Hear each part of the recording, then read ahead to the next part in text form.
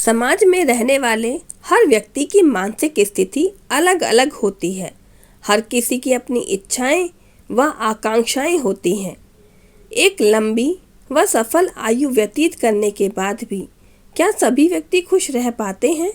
नहीं, सिर्फ जीवन जीते जाना और अपने बारे में ही सोचते जाना। सब कुछ मिलने के बावजूद भी आने वाले समय को लेकर अपनी कोरी कल्पनाओं के कारण स्वयं को दुखी करना, क्या यह सही है?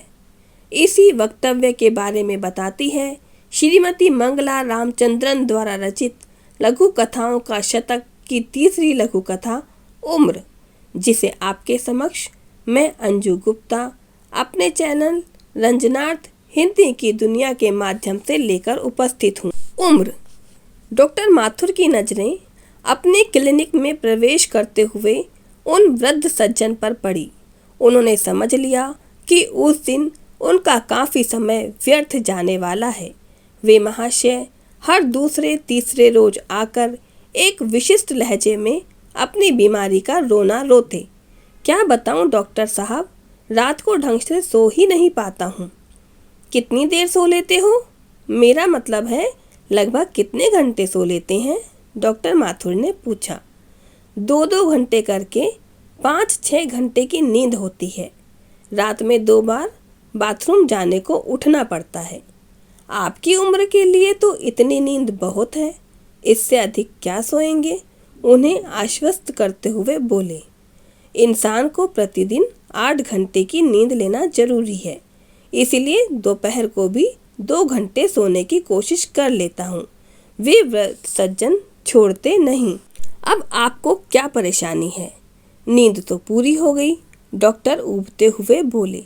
एक बात हो तो बताऊं, रात को जब नींद टूटती है तो बुरे ख्याल आने लगते हैं।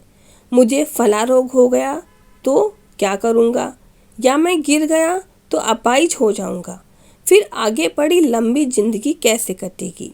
उन सज्जन के माथे पर पड़ी सलबटों को देखकर डॉक्टर की इच्छा हुई कि गरम प्रेस से उसे दबाकर सही कर दे।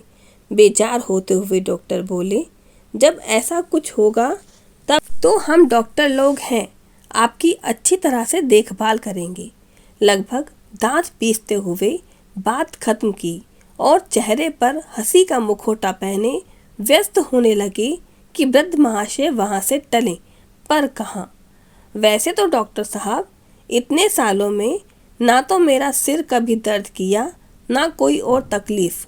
इतना नियमित और तरीके से रहता हूँ, फिर भी शक्कर की बीमारी क्यों हो गई पता नहीं। शायद मेरी किस्मत को यही मंजूर था कि मेरे जीवन में कड़वाहट घोल दे। डॉक्टर माथुर की जीभ की नोक पर कड़वाहट तैयार बैठी थी, पर शिष्टता के नाते अपने को रोके रहे। फिर भी बिना बोले ना रह सके। आप जानते हैं, भारत में आम इंसान की लाइफ स्पैन यानी कितनी उम्र तक जीता है, उस हिसाब से तो आप 15-20 वर्ष बोनस जी चुके हैं।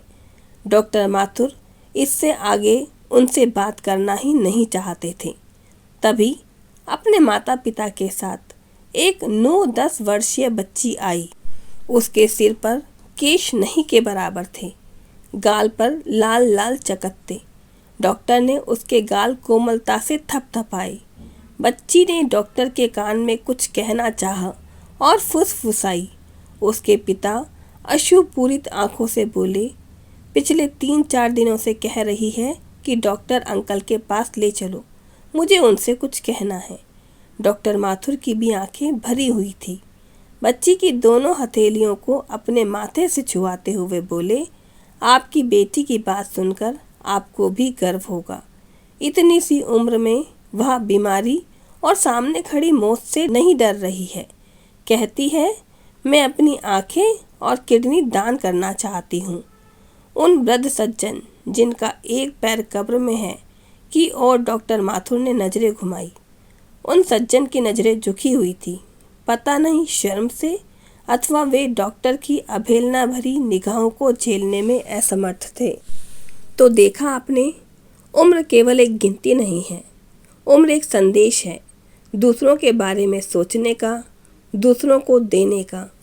उम्र चाहे गिनती में कम हो, पर अगर समाज को कुछ देकर जाएं, समाज के लिए कुछ करके जाएं, तो जीवन सार्थक हो जाता है।